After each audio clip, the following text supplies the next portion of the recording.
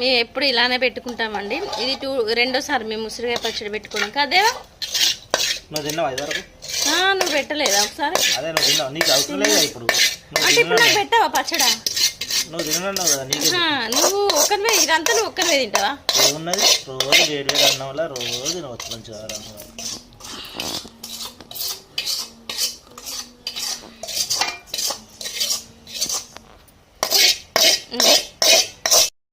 పచ్చడి అయితే మా ఉసిరికాయ పచ్చడి అయితే ఇట్లా నిల్వ